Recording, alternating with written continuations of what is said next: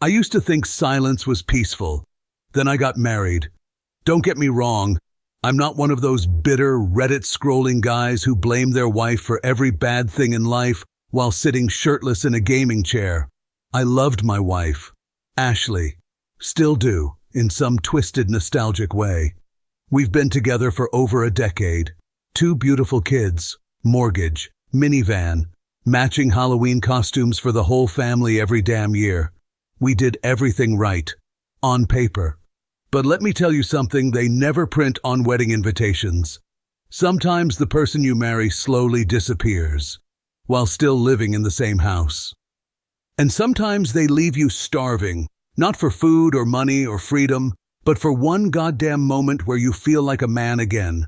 Not a roommate, not a father, not a logistics partner for weekend soccer games. A man, a husband, her husband. We haven't had intimacy in the bedroom in 3 years. Yeah, you heard that right. 3 years. No injuries, no illness, no infidelity. Just a slow, suffocating fade into nothing. Into cold sheets and closed doors and half hugs that feel like customer service gestures. And I held on. I tried everything. Romantic weekends, flowers, talking, not talking, therapy suggestions, candles, dates, backing off, leaning in. Nothing worked. Until one night, I broke.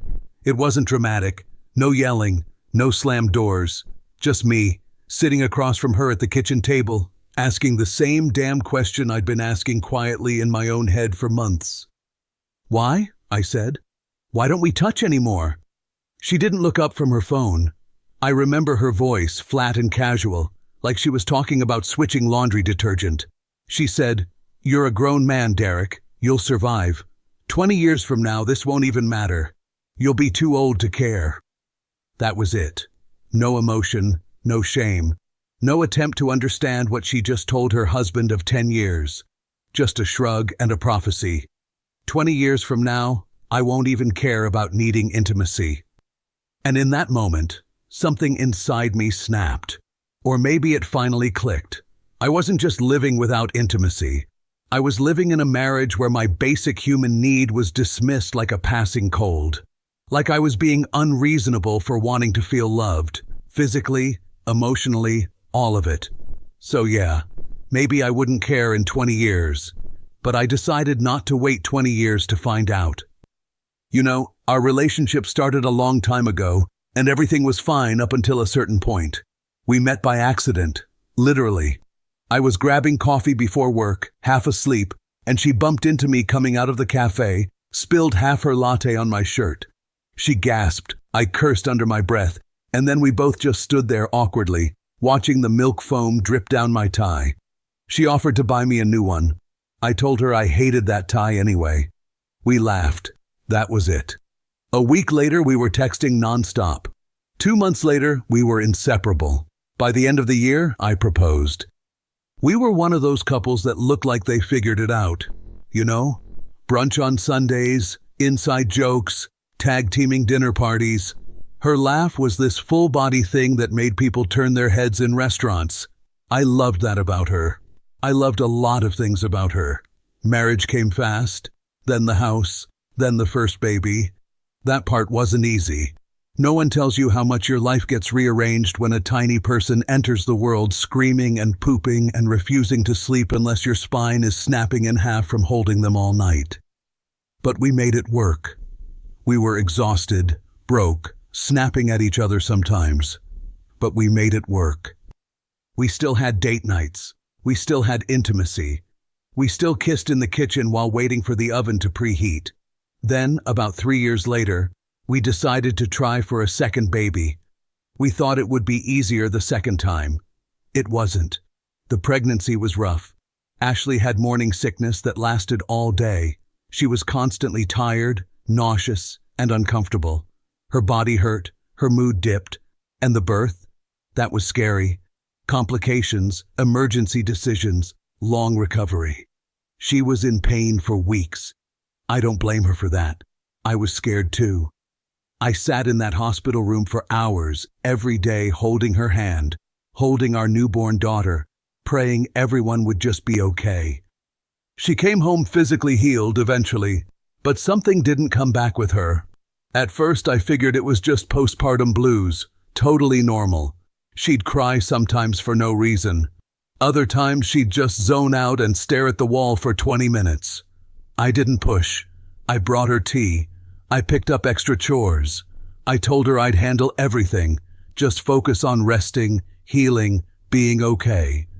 But the weeks turned into months, and something stayed, gone. She stopped laughing, stopped touching, stopped seeing me. She was still Ashley, but not the same. Colder, distant, preoccupied. We didn't sleep together anymore. At first I thought she was just recovering. Then I thought maybe it was hormones. Then I thought it was depression. Then I started thinking maybe it was me. I brought it up gently, suggested we talk to someone, maybe a family counselor, maybe just a neutral voice to help us figure things out. She waved it off like I was trying to fix a leaky faucet. "I'm fine, Derek," she said. "You're just overthinking everything. This is what it's like when you have 2 kids. Grow up." So I did what men do when they love someone who's hurting. I shut up and held on. I told myself to wait, be patient, be strong for her, for the kids. This was just a phase. She'd come back. Things would go back to normal. But normal never came. And the longer I waited, the more I realized she wasn't just in a phase. She was becoming someone else entirely. It's weird how someone can be in the same room with you every day and still feel 1,000 miles away. Ashley was there. Technically, she made breakfast. She took the kids to school. She laughed with the other moms in the group chats. But she was always halfway out the door, to yoga, to Pilates, to some new women's circle where they did vision boards and drank kale smoothies while talking about energy realignment. I used to ask her how those things went. She'd shrug. Good, refreshing. She started wearing her earbuds around the house more often, not listening to music, just as armor. A way to not hear me, or anyone. Sometimes she'd be scrolling Instagram while I talked to her. I'd say something about our finances or our son's math grade, and she'd just go, like I was background noise.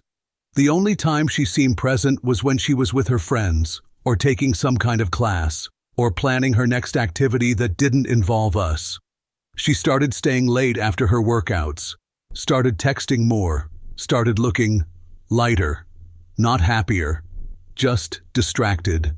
And through all of it, the bed stayed cold. 3 years. 3. Not once. Not a hand slipped under the blanket at night. Not a drunken moment of old passion.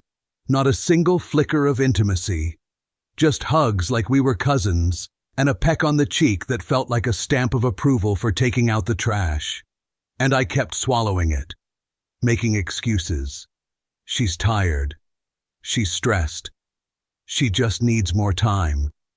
But eventually I cracked, softly, quietly, the way a man breaks when he still doesn't want to hurt her.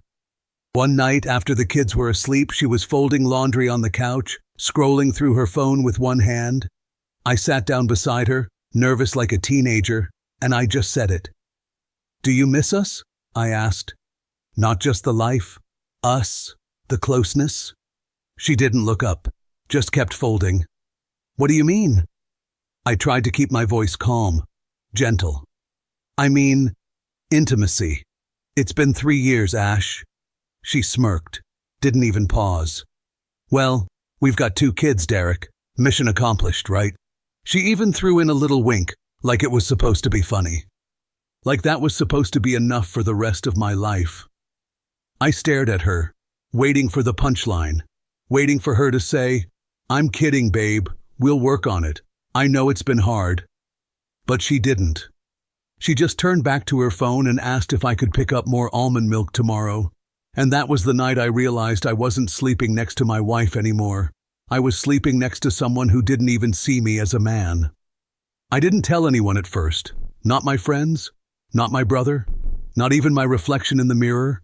I just kept going through the motions.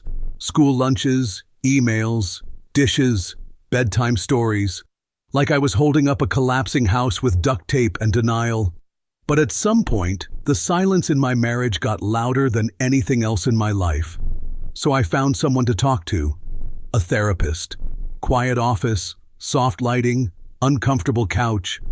I went on a Wednesday at lunch and told Ashley I had a client meeting. I didn't want her asking questions. Hell, I didn't want to ask them myself. The first time, I just sat there for 10 minutes saying nothing. The guy waited. Then I said, "I think my wife doesn't love me anymore. But she hasn't said it. She just acts like I'm not even here." He didn't blink. He asked questions. He was patient. I came back the next week. And the next. It helped. A little. At least I could hear my own thoughts out loud, instead of letting them bounce around my skull like angry bees. Still, something wasn't adding up. Because I knew people changed. I knew motherhood was hard. I knew hormones and mental health could twist someone's mind into a knot. I wanted to believe that was all this was. But part of me, some corner of me I didn't want to admit existed, started to whisper something uglier. What if she's cheating?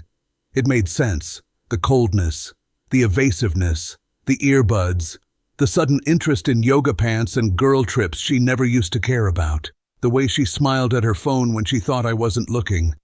I hated the thought. But I had to know. So I looked, quietly. Her phone, clean. Her tablet, mostly Pinterest boards and group texts with women who called themselves Sacred Sisterhood. Even her location history checked out. Gym, grocery store, school, home. I didn't find anything. No flirty messages, no deleted apps, no secret accounts, nothing but gym selfies and motivational quotes like, "Don't chase people, elevate yourself until they no longer reach you."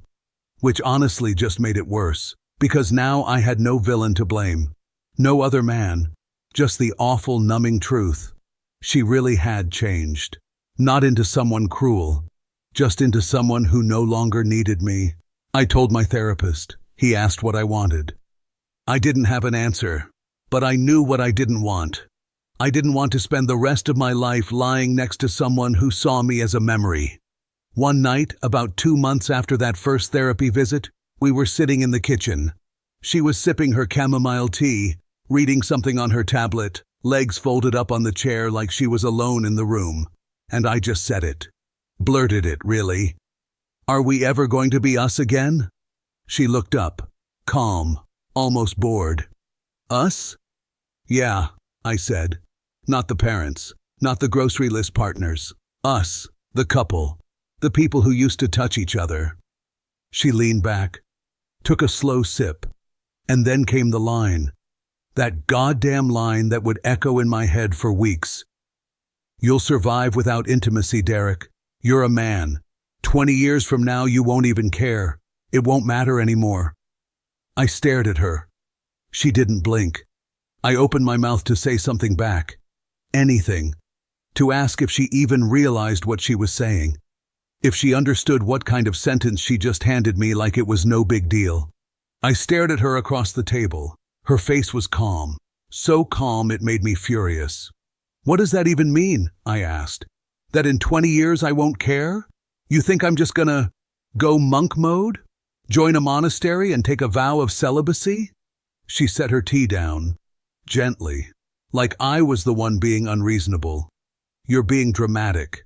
"No, I'm being honest," I snapped. 3 years, Ashley. I've begged, waited, talked, tried every way I know how to connect with you, and now you tell me to just forget it ever mattered? She sighed. "Why does intimacy always have to be the center of everything with you?" "It's not the center," I said. "It's the glue, the rhythm, the heartbeat. When that dies, we're just roommates raising kids." Ashley shook her head slowly, like she was disappointed in me. "You really don't get it," she said. "It's not that I'm punishing you or holding back. I just don't need it. Not anymore. I don't feel that way." I blinked. "So what? You're just done? Forever?" She shrugged. "If that's what it is, then yeah, I'm done pretending. I spent years doing things because I thought I had to. But I don't want to fake it anymore. I'm tired of living in a world where I have to perform to meet someone else's expectations. I leaned forward. My throat was dry. I'm not asking you to perform. I'm asking you to meet me. As a partner. As a woman who once loved me and wanted me. Her face stiffened.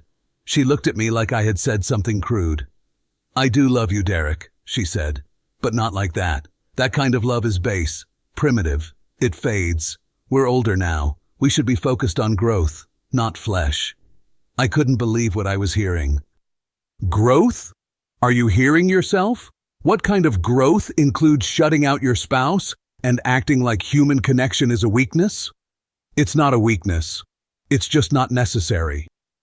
That's not true, I said. Not for me. I'm not trying to be needy. I'm trying to feel married. Do you understand that at all? She didn't respond, just crossed her arms and looked at me like I was a caveman banging a club on the dinner table.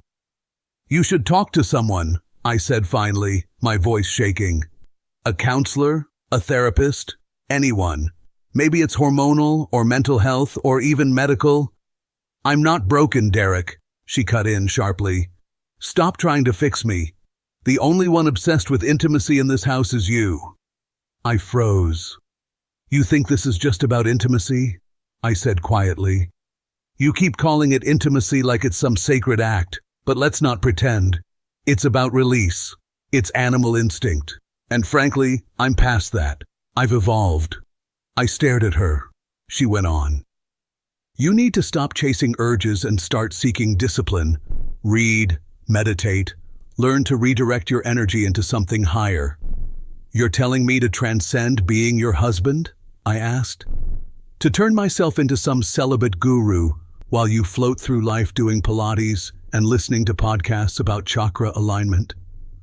That's the problem, Derek, she said, voice calm, almost pitying. You're still stuck in the lower self. You haven't grown. You think love is about bodies, but real love, real partnership, that's spiritual. You need to rise above. I felt like I was being gaslit by a TED Talk. Jesus, I muttered. You sound like a cult leader. She stood up and began clearing her mug. You need to stop acting like I owe you something just because you married me, she said over her shoulder. This isn't about you not being loved. It's about you refusing to evolve. I sat there, still, like something had died quietly in the room, and neither of us noticed. I didn't know if I wanted to scream, or leave, or curl up on the floor. All I knew was, I wasn't married anymore. Not really. I was just spiritually inferior to my own wife. And apparently, that was the problem. I told my therapist everything. Every word she'd said, every shrug, every ounce of spiritual superiority she threw at me like holy water, meant to cleanse me of my humanity. He didn't interrupt, just sat there, pen resting loosely between his fingers, like even he didn't know how to make sense of it yet. Finally, after I'd unloaded it all, he leaned forward and said, Derek, do you realize how hard you've tried? I stared at the wall behind him. I mean it, he continued. You were patient, you were respectful, you gave her time, you offered support, you invited dialogue. You tried to meet her where she was. But Derek, she moved the goalposts out of the stadium. I let out a breath I didn't know I'd been holding. And if nothing changes? I asked. If this is who she is now? He nodded slowly. Then the only way forward is without her. It wasn't a dramatic moment. There was no thunderclap, no music swell, just peace. And for the first time in years, I felt lighter. The idea of leaving my marriage didn't crush me anymore. It made sense. Like stepping out of a room where the air had been stale for so long, you forgot what breathing felt like. But knowing something and doing it are two different beasts.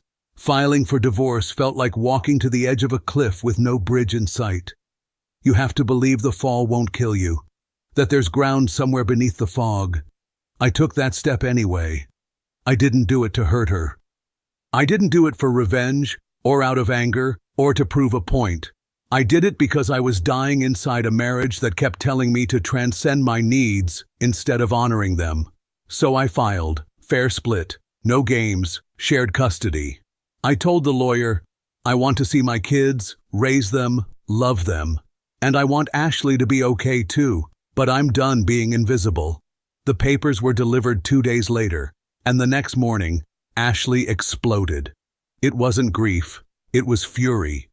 "You're a coward," she snapped, holding the papers like they were infected.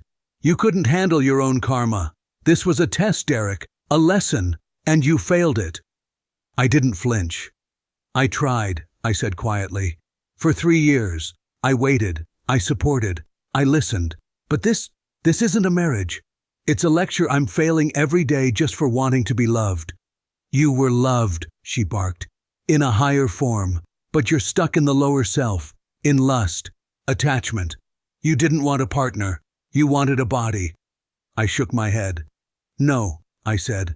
"I wanted a wife, and I don't think that's something I need to apologize for." She stood in the middle of the kitchen, shaking.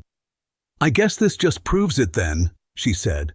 "We're not aligned anymore. We're on different paths, different frequencies." She looked at me, almost with pity.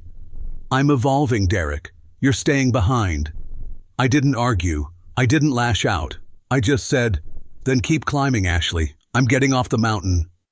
The divorce didn't make noise, no screaming matches, no courtroom theatrics, no last-minute begging or threats, just 2 people signing papers in different rooms, under fluorescent lights, while paralegals typed with neutral expressions. And you know what? I was grateful for that. We split everything fairly. The house sold, the money divided cleanly. No hidden accounts, no dirty tricks. Ashley and I agreed on joint custody without a single argument. I got the kids every other week, saw them often during the off weeks, stayed active in their lives. Her parents helped when I needed to juggle work. Mine did too. Funny thing was, Ashley's parents never blamed me. We still talked. Her dad and I grabbed coffee once every couple months. Her mom still texted me pictures of the kids when they had them over. They said I'd always be family. I believed them.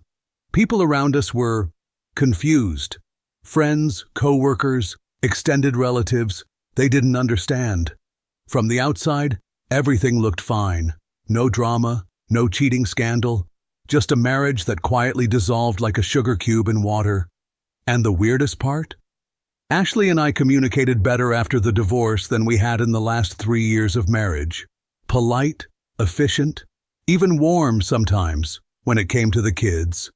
We showed up to school events, stood on opposite sides of the gym, waved when the other caught our eye. No tension, no venom.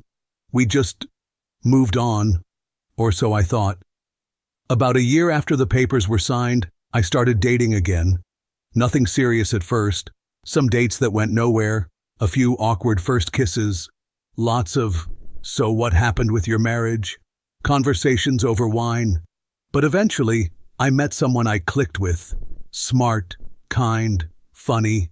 Someone who touched my arm when she laughed and looked me in the eyes like I mattered. It felt good. It felt like being seen again. Word got around, not in some dramatic way, just mutual circles. Someone told someone who told someone else, and eventually Ashley found out. 2 weeks later, I got a letter. An actual handwritten letter. I almost didn't read it, but I did. She started with small talk, how the kids were doing, a funny story about our son's obsession with dinosaurs, something about her mom's garden. Then she shifted. She wrote, "I was angry for a long time, not at you, at myself. I didn't know that at the time. I thought I was in control, thought I was enlightened or whatever nonsense I convinced myself of. But after the divorce, I started seeing a therapist. Turns out, I had things I never faced. Postpartum issues, depression, old wounds I buried under independence and spiritual growth. You were right. I pushed you away and called it evolution. And now I see how much that cost us. I'm sorry, Derek, for everything." I sat with that letter for a long time, folded it, unfolded it, read it again, and yeah, it hurt. Not in the way you might think, Not regret, just that soft, dull ache of irony, because her healing didn't start until I left, and by the time she became the woman who could say those words, we were already over. I didn't reply, not because I was angry, but because I'd already said goodbye. Sometimes the closure comes a year later, in your ex-wife's handwriting. And sometimes, all you can do is nod, exhale, and keep walking. If you like this story, then subscribe to the channel. I wish you a good day and mood.